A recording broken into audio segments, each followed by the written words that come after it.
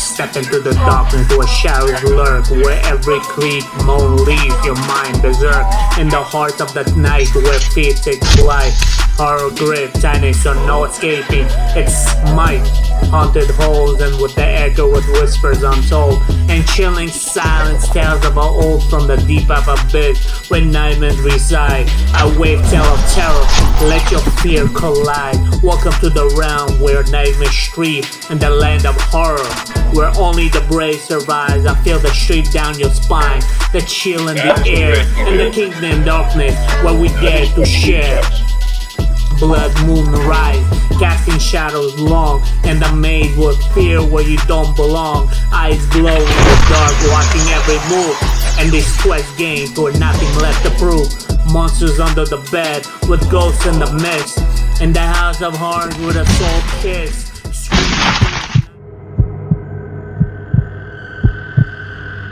Did you ever hear about the midnight train that passes through the abandoned town? Yeah. They say it's haunted by the people who died in the crash years ago. Some say they can even hear the whistle even when it's not there.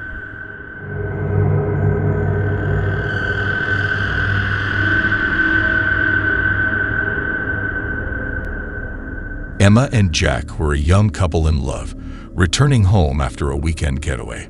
They boarded the last train of the night, excited to be together, even if the hour was late. The train was nearly empty, and they chose a cozy corner in the last carriage, away from the few other passengers. As the train chugged along, the rhythmic sound of the wheels on the tracks lulled them into a comfortable silence. They talked quietly, sharing dreams and plans for the future, unaware of the darkness that would soon envelop them. About an hour into their journey, the train suddenly screeched to a halt. The lights flickered and went out, plunging them into complete darkness. Emma clutched Jack's hand tightly. "What's happening?" she whispered, fear creeping into her voice. Jack squeezed her hand reassuringly. "It's probably just a technical issue. They'll fix it soon." Minutes passed, and the darkness remained unbroken. Jack pulled out his phone and turned on the flashlight. The beam cut through the blackness, revealing their surroundings. Everything looked normal, but there was an eerie silence, broken only by the distant hum of the train's engine. "Let's check with the conductor," Jack suggested. They made their way through the carriages, but each one was empty. It was as if everyone had vanished. When they reached the front of the train, they found the conductor's cabin deserted. The controls were dead, and there was no sign of anyone. Panic began to set in. "We're all alone," Emma said, her voice trembling. Jack tried to stay calm. "We'll be fine. Let's go back to our seats and wait. Someone will come for us." As they walked back, they heard a faint, distant sound. It was a low, haunting whisper, echoing through the train. They stopped, straining to hear. "Help! Us!" Emma and Jack exchanged fearful glances. The whispers grew louder, more insistent. They followed the sound to a locked compartment. Jack forced the door open, and they were hit by a blast of cold air. Inside the compartment, they found a group of ghostly figures, their faces pale and eyes hollow. The ghosts reached out to them, their whispers now a chorus. "Help us, free us." Emma and Jack backed away, terrified. The ghosts moved closer, their fingers like ice. "We're trapped. You must help us." Jack found his voice. "How? How can we help you?" One of the ghosts pointed to a rusted old lever in the corner. "Pull the lever. Set us free." With trembling hands, Jack approached the lever. He hesitated, then pulled it with all his strength. The train shuddered, and the ghosts let out a wail. There was a blinding flash of light, and the train began to move again. The lights flickered back on, and the ghosts were gone. Emma and Jack were alone in the carriage once more. The train continued its journey as if nothing had happened. When they finally reached their destination, they stumbled out of the train, shaken but unharmed. They never spoke of that night again, but they knew they had encountered something otherworldly. Years later, they would learn that the train had once derailed on that same stretch of track, and the spirits of those who had died in the crash were said to haunt it, seeking release. Emma and Jack had given them what they longed for: peace. And lastly, dangerous creatures.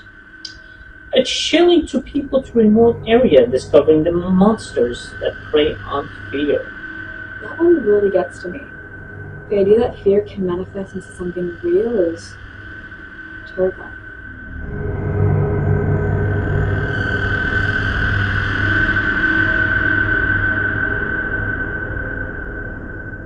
The night was dark and stormy, and the only sound was the howling of the wind. Matt and Kelly were driving through the deserted highway, hoping to reach the safe zone before dawn. They had escaped from the city, where a mysterious virus had turned most of the population into flesh-eating zombies. They had seen things that no one should ever see, and they had lost many friends along the way.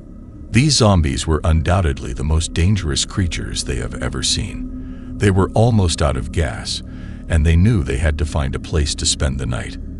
They spotted a sign that read Motel 9, next exit. They decided to take their chances and turned off the highway. They followed a narrow road that led them to a rundown motel.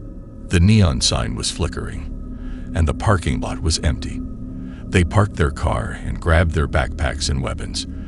They checked the lobby, but there was no one there. They found a key rack behind the counter and took a key for room 12. They hoped that the room was clean and safe. They walked to their room. Avoiding the puddles of water and the broken glass, they opened the door and entered the room. It was small and dimly lit, with a double bed, a TV, a mini fridge, and a bathroom. They locked the door and barricaded it with a chair. They checked the windows, but they were boarded up. They felt a little relieved, thinking that they had found a secure place to rest. They put their backpacks on the floor and sat on the bed. They were exhausted and hungry, but they knew they had to stay alert. They turned on the TV, hoping to find some news or information about the virus and the safe zone. They scanned through the channels, but they only found static and white noise. They gave up and turned off the TV.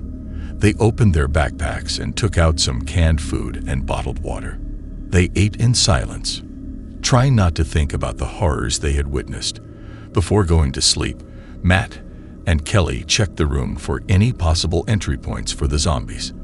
They found a vent in the ceiling, but it was too small for anyone to crawl through.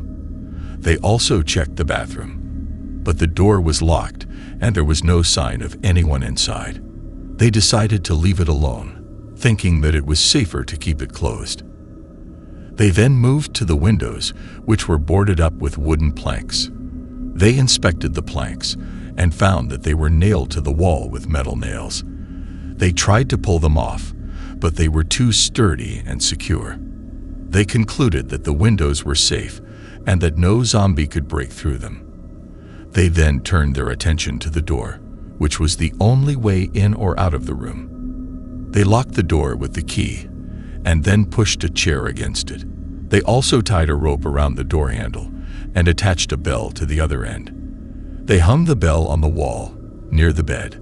They hoped that the bell would ring if someone tried to open the door, and that it would wake them up in time. They also set up a trap outside the door, in case the zombies managed to get past the lock and the chair. They took a wire from their backpack and connected it to a car battery that they had found in the trunk of their car. They then laid the wire across the floor, in front of the door. They covered the wire with a rug and hoped that the zombies would step on it and get electrocuted. They also placed some cans and bottles on the floor around the wire. They hoped that the noise of the cans and bottles falling would alert them of any intruders, and that it would also scare away the zombies. They then checked their weapons and made sure they were loaded and ready. They had a shotgun, a pistol, a machete, and a crowbar. They placed them on the nightstand, within their reach. They also had some flashlights, a radio, and a map. They placed them on the dresser, next to the TV.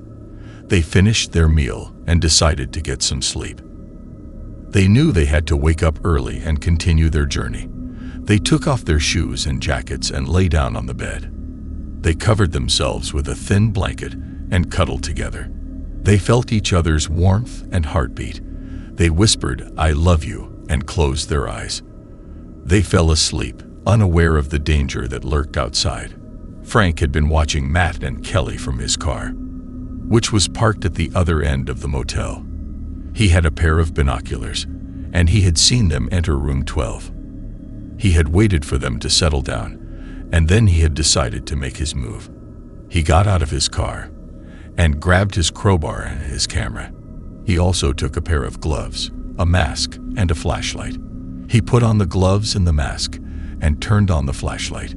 He walked towards room 12, keeping an eye out for any zombies. He did not encounter any, as the motel was isolated and quiet.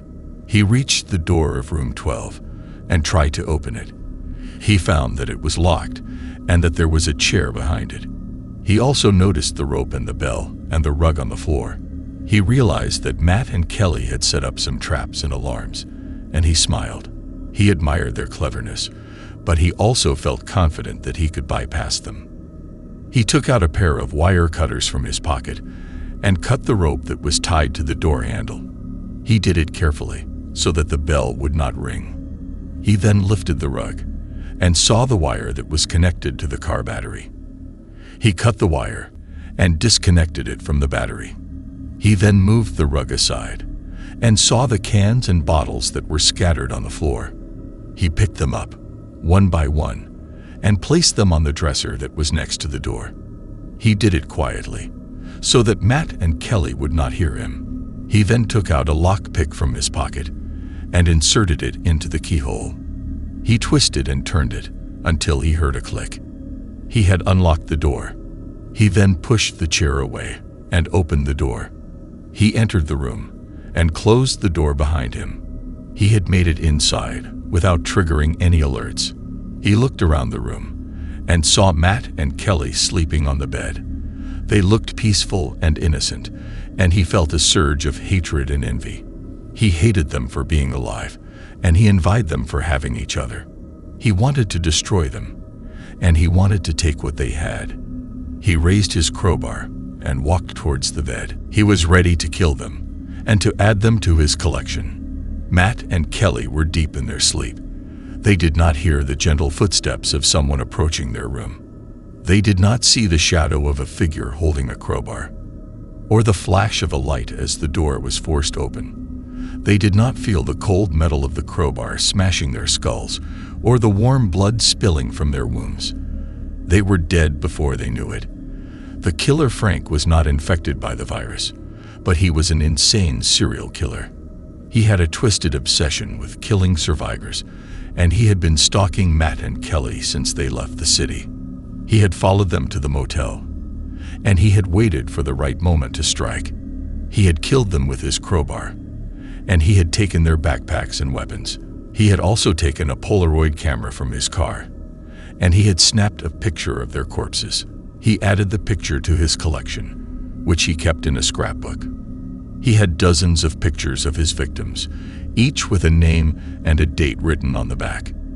He smiled as he looked at his work, feeling a sense of satisfaction and pride. Matt and Kelly made all preparations to save themselves from the zombies, but forgot about the most dangerous creature in the world, the human. The last mile is another intense one, about a runner who encounters something sinister on a desert trail. Ooh, I love that one. The feeling of being in a familiar place, but completely vulnerable is haunting.